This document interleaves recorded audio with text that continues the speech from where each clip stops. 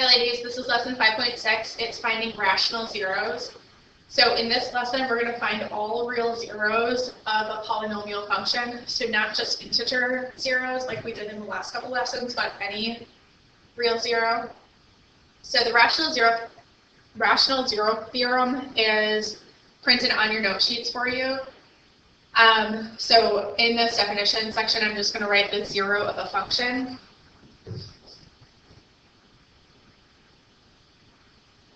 So the definition for a zero of a function, that's the value for the independent variable that outputs 0 for the dependent variable.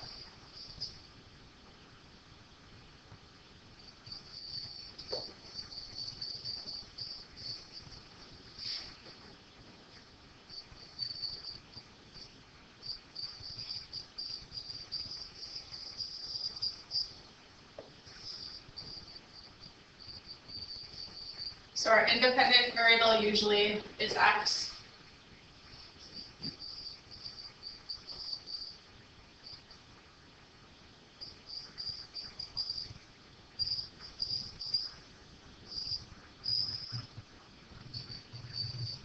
And the dependent variable is usually y.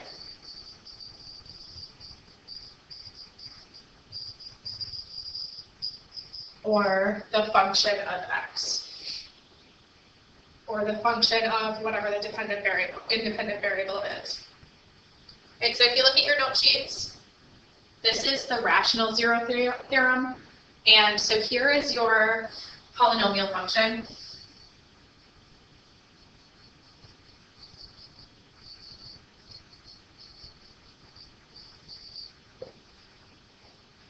So it has integer coefficients, and every rational zero of the function has the following form: p divided by q. So that's the factor of the constant term. Oops, that's p. And then the factor of the leading coefficient term. So this is the leading coefficient term. So the factor of a sub 0 and the factor of a sub n.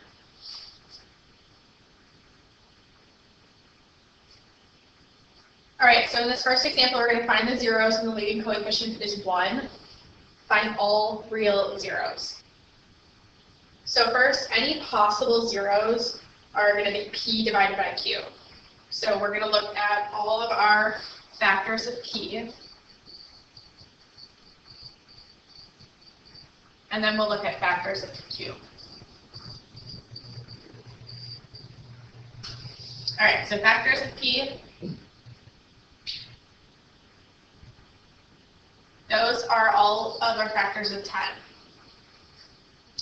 So that's plus or minus 1, plus or minus 2, plus or minus 3, not 3. Plus or minus 5, or plus or minus 10. And then the factors of q are just plus or minus 1. So our possible zeros, our possible rational zeros here are p divided by q.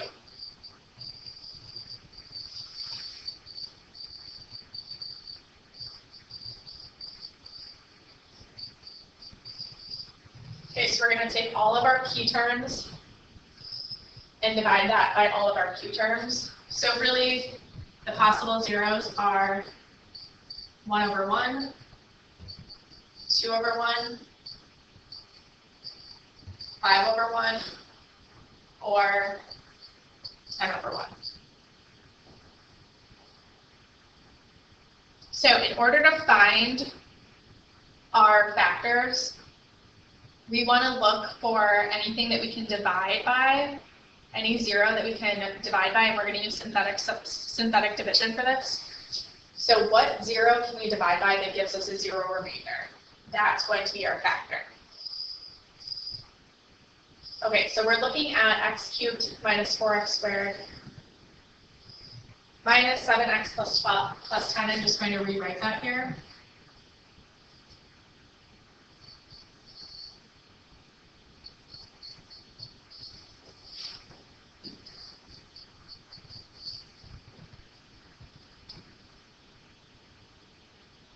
Okay, so we're looking for zeros, so we're looking for a no remainder.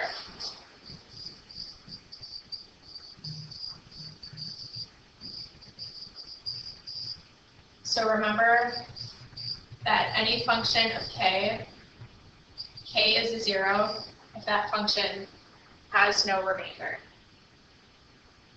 Okay, so let's look at some of these possible zeros we have, and to start, we're just going to have to test a few. So let's first see if -1 is a zero, for example. So that would mean x plus 1 is a factor.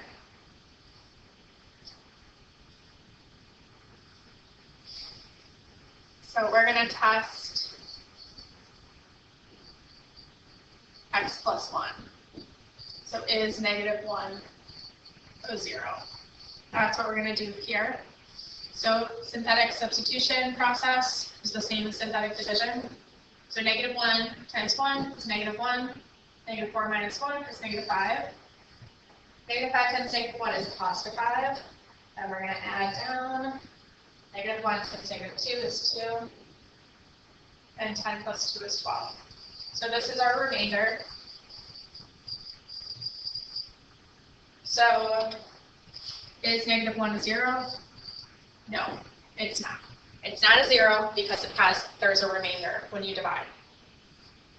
Okay, so let's try another one. Let's try +1. So same setup. All of our coefficients, 1, -4, -7, and 10. But this time we're seeing if 1 is a zero. So now we're testing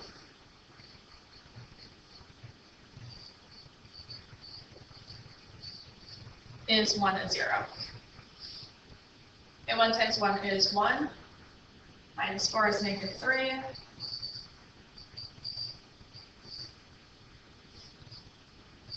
And here we have a remainder of 0. So in this case, x minus 1 is a factor. So +1 is a zero. Okay, now it says to find all of the zeros. So if +1 is a zero, then what we just did, factoring, here is x cubed minus 4x squared minus 7x plus 10. That divided by x minus 1. So our factors now, if I rewrite this, x cubed minus 4x squared minus 7x plus 10 equals what we just did. X minus 1, that's what we divided by, times x squared minus 3x minus 10. All right, now this is not factored completely. In order to find those zeros, we have to factor completely. So x minus 1 times x minus 5 times x plus 2. That is this factor. Okay, now if we're looking for all of the zeros, we already decided that 1 was a zero.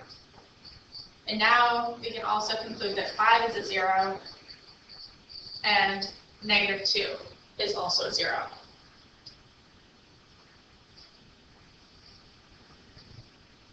All right, so that's finding the zeros if the leading coefficient is 1.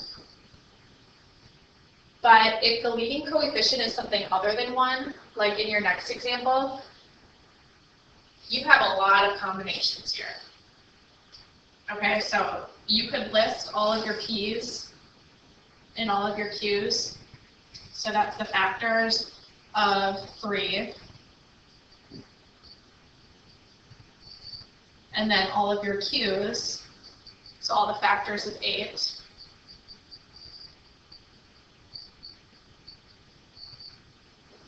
and then match up all of the possibilities to get your p divided by q. That could be plus or minus 1 over 1, which is just 1. It could be plus or minus 1 over 2, plus or minus 1 over 4, plus or minus 1 over 8, or it could be plus or minus 3 over 1, plus or minus 3 over 2, plus or minus 3 over 4, or plus or minus 3 over 8. All right, that is a lot of combinations. So one action you have is to choose some reasonable values based on graphing. That's without trying to substitute each one of these in. Let's look at a graph and see if we can find some reasonable values. So let's graph this function in our y equals. So we're looking for 8x to the 4th plus 2x cubed minus 21 x squared minus 7x plus 3.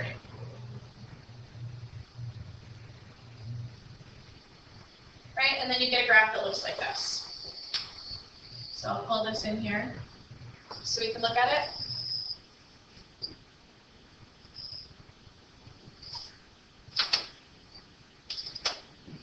All right, so now based on what we know about P and Q, all of our potential zeros, all of our potential real zeros here,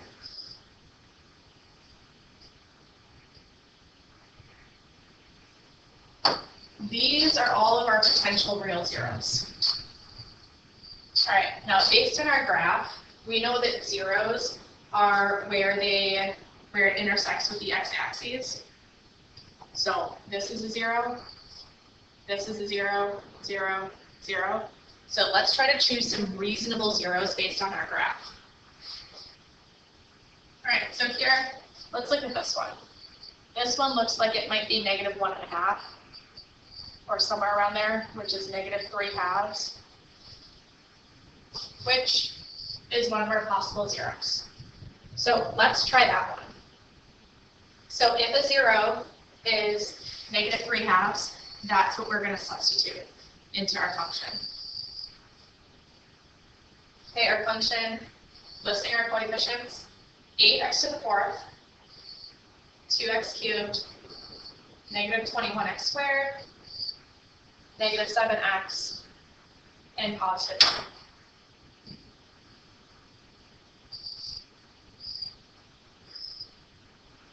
Right, so we're going to carry down our 8. 8 times negative 3/2 is negative 24/2, which is negative 12. Add those together, we get negative 10. Negative 10 times negative 3/2 is 30/2, which is 15. Add those together, we get negative 6. Negative 6 times negative 3/2 is positive 18/2, which is 9. And negative 3/2 times 2 is negative 6/2, which is negative 3. Okay, so we have a 0 remainder. That means that x plus 3/2 is a factor. Okay, and not just that it's a factor, but that our other factor, we have x plus 3/2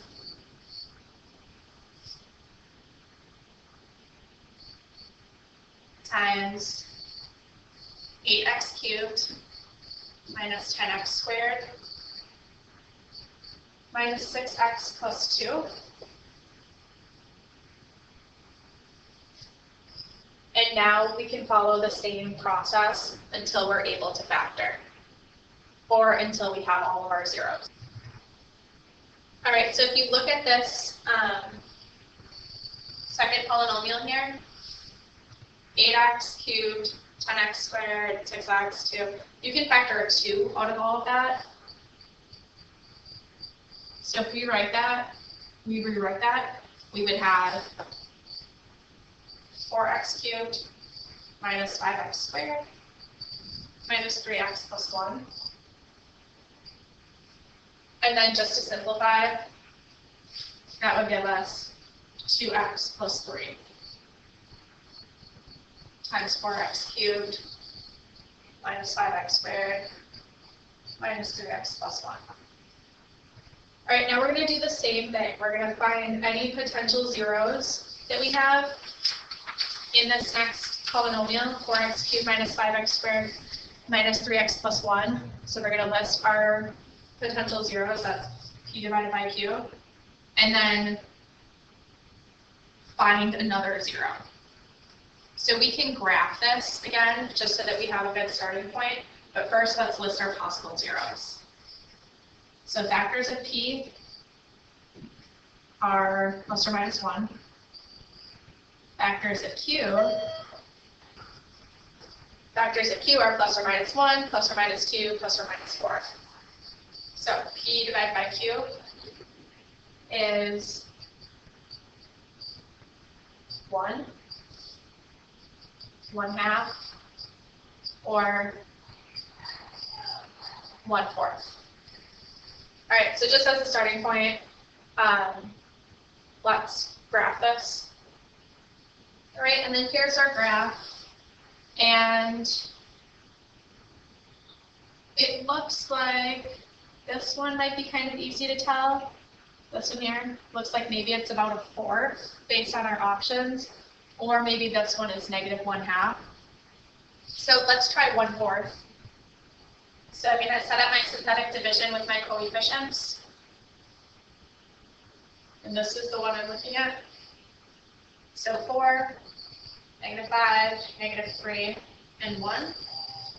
And I'm going to test to see if 1/4 is a 0. So I'm testing to see if x minus 1/4 is a factor, or if 1/4 is a 0.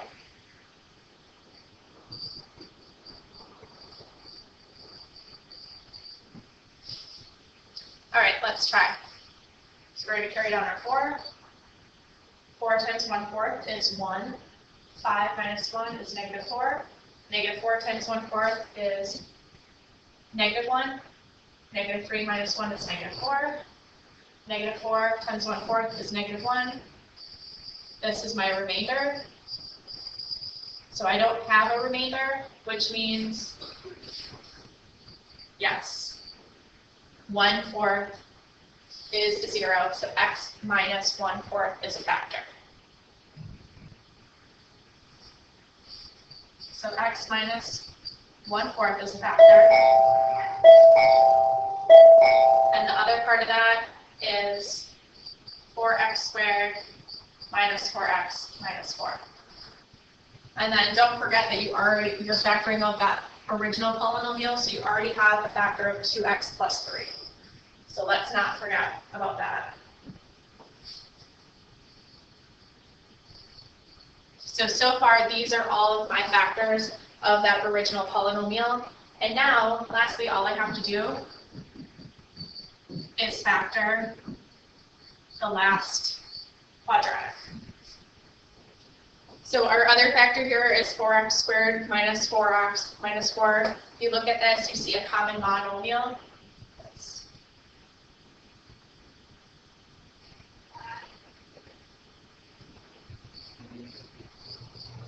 You see a common monomial in all of these terms. So let's factor that out first.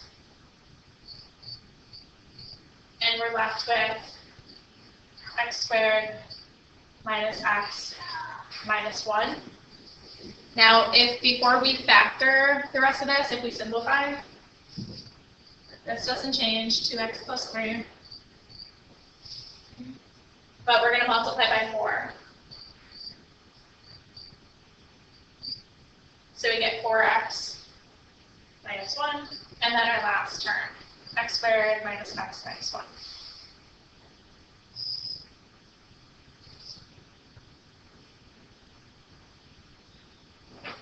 All right, now just looking at this, I don't see any factors of -1 that add up to -1. So in order to solve for this, I'm going to have to use the quadratic formula, which if you remember the quadratic formula, it's -b plus or minus the square root of b squared minus 4ac all over 2a. So I just need to use it to solve for x here, to find the zeros of x here. I don't need to do it for the whole thing, just for this quadratic that I'm left with. So in this one, my b is -1, my a is 1, and my c is -1. Again, I always rewrite those just so that you have them. You don't mix up your signs. So now let's plug those values into the quadratic formula. -b is 1 plus or minus b squared minus 4 times a and c all over 2a. So I get 1 plus or minus the square root of 1 plus 4, which is 5, all over 2. So that's 1/2 plus or minus the square root of 5 over 2. Or you can write it as 1 plus or minus the square root of 5 over 2. So my zeros are either 1 plus the square root of 5 over 2 or 1 minus the square root of 5 over 2.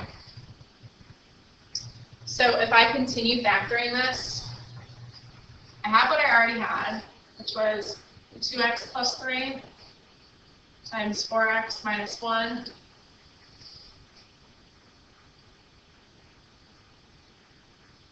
but now I also have my last two factors, which are x plus 1 plus the square root of 5 over 2, or x minus, well actually these are both minus, because these are my zeros. So 1 plus the square root of 5 over 2, or x minus 1 minus the square root of 5 over 2.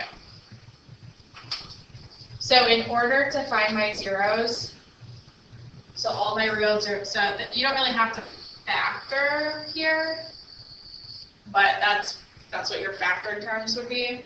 But it's just asking you for the zeros. Okay, so my real zeros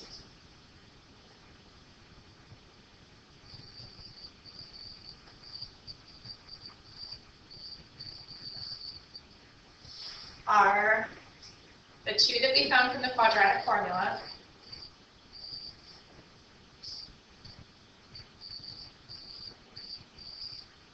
and then the two that we found from division, or from factoring, which was -1/4 and -3/2.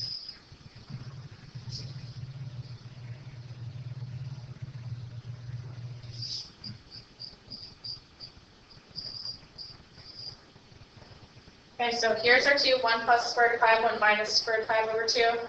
Those are the ones that we found from the quadratic formula. And then 1/4 is a 0. Do I have minus 1/4? Should be positive 1/4. 1/4 is a 0. And then the first 0 that we found, oops, all the way up here, -3/2 was 0. All right, let's look at this next example. This is a multi-step problem. So we're going to have to do a few different things, but First, let's look to see what the question is, and then let's see if we can solve it either using one of the factor methods that we learned or by finding the zeros. It says you're building a wooden square sandbox for a local playground. You want the volume of the box to be 16 cubic feet. You want the height of the box to be x, and the length of each side of the square base, that means length equals width, to be x plus 3.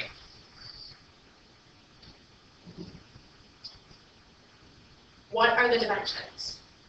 Well, let's write the dimensions as a polynomial first. So we know that the volume equals length times width times height. That's the volume of a wooden square sandbox, so a cube or a rectangular prism. All right, so if our volume is 16, which it tells us, the volume is 16 cubic feet, we know that's going to be equal to the length, which is x plus 3, times the width, which is x plus 3, times the height, which is x.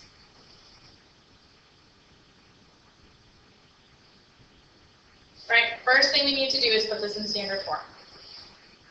We need to put it in standard form, we need to set it equal to 0 so that we can solve for x. Okay, so x plus 3 times x plus 3 is x squared plus 6x plus 9. You have to multiply that by x, and that equals 16. Okay, so let's multiply by x. That's x cubed plus 6x squared plus 9x. And now let's solve for 0 by subtracting 16 from both sides.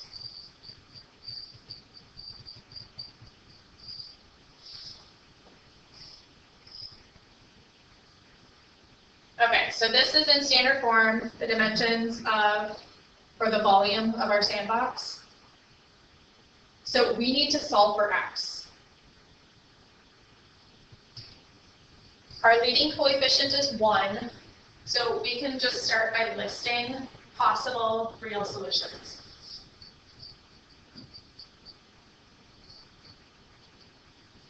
So, oops.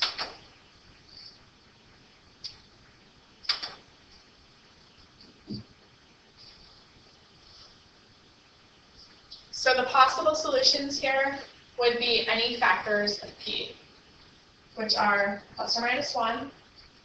So factors of 16, that is. Plus or minus 1, plus or minus 2, plus or minus 4, plus or minus 8, plus or minus 16. Those are our possible real solutions.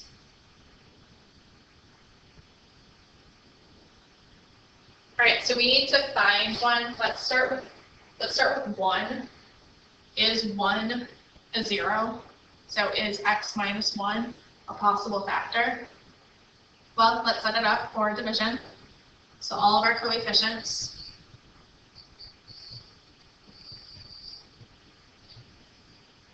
Bring down our 1. 1 times 1 is 1. Plus 6 is 7. 1 times 1 is 7. Plus 9 is 16. 1 times 16 is 16. So I have a 0 remainder. So that means 1 is a 0. And x minus 1 is a factor.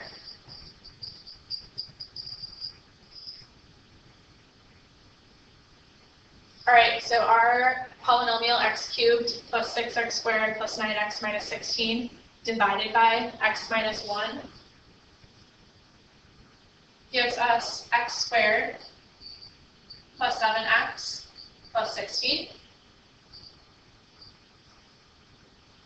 So our factors of that are x minus 1 and x squared plus 7x plus 16. All right, now with this, you can use the quadratic formula or you can try factoring. Just looking at this, I don't see any factors of 16 that add up to 7. 8 and 1 are both factors, or sorry, 8 and 2 are factors of 16, but they would have to both be positive, so that would give me 10, or they'd have to be negative, which would give me negative 10. So I don't see anything, so I probably would just use the quadratic formula, because this is all equal to 0. So let's see, how can I get that quadratic part of my vectors? How can I get that equal to 0? I'm going to use the quadratic formula. So my A is 1, my B is 7, and my C is 16. Now, really, I don't have to use the whole quadratic formula. If I look for the discriminant, which is b squared minus 4ac, this will tell me how many solutions there are and what kind they are. So the value of my discriminant, b squared minus 4 times a times c, that gives me a negative number. Okay, 4 times 16 is 64. 49 minus 64 is 15. So since I know that this is a negative number, so the discriminant is less than 0, so that means I have 2 imaginary solutions.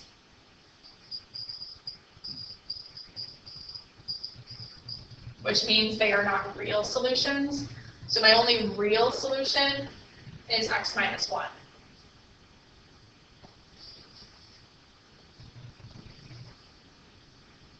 So since x minus 1 is really my only real factor of that polynomial expression, x cubed plus 6x squared plus 9x minus 16, the only real factor of that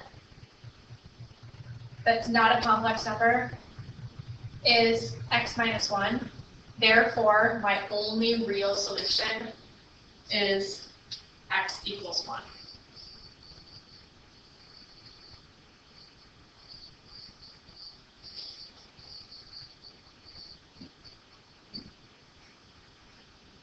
All right, so we're not done. We found the real solutions, but that's not the question. It's not to find how many real solutions there are. It's to find what are the dimensions.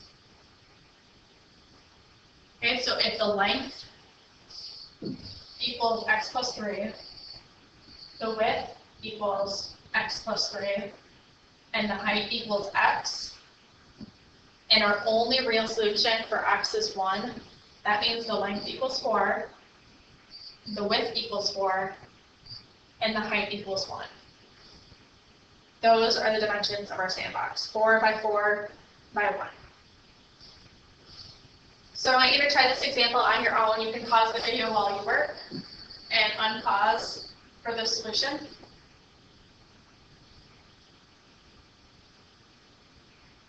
You want to list your P's and Q's, and then your P divided by Q are all of your potential real solutions, and factor out any common monomial terms.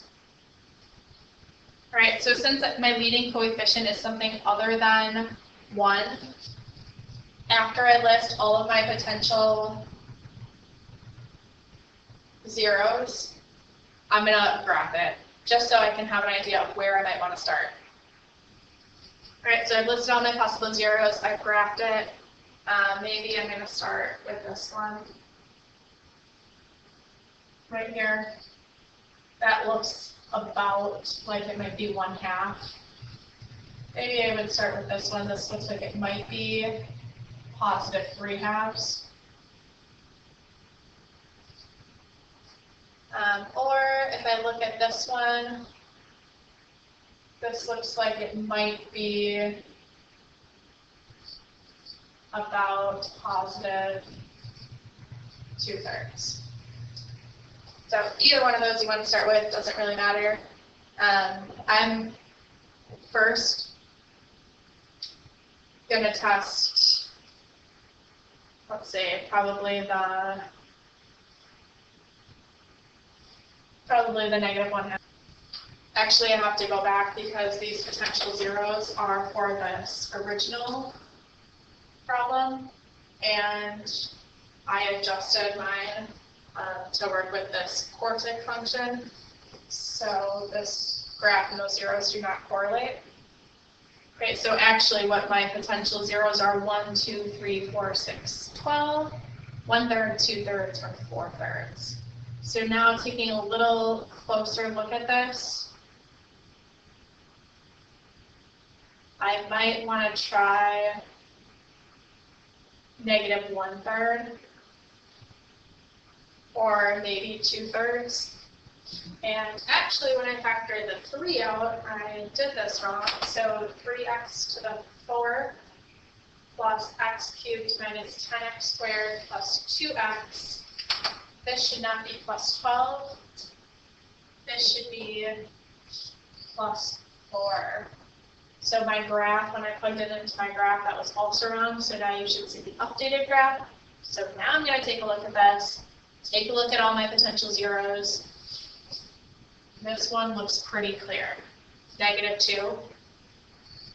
So I'm going to start with that. And when I test -2, I have a 0 remainder. So that means -2 is a 0 and x plus 2 is a factor. So to rewrite this as factor 4, and I'm looking for the zeros, so I'm going to set that equal to 0. Right now I'm going to look for all of my potential, or my real zeros here.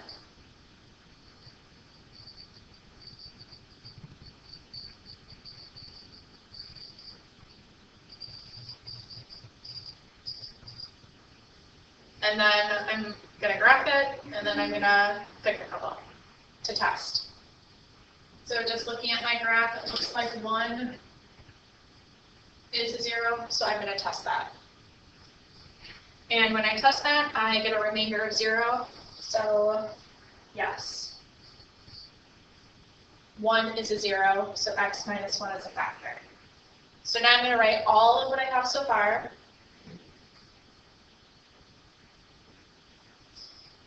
Which is x plus 2 is one factor. Then I have x minus 1 is another factor. And then I'm left with 3x squared minus 2x minus 2. And that all equals 0. So looking at this next part, 3x squared minus 2x minus 2, I don't see any way that I can factor that using integers, so I'm going to use the quadratic formula.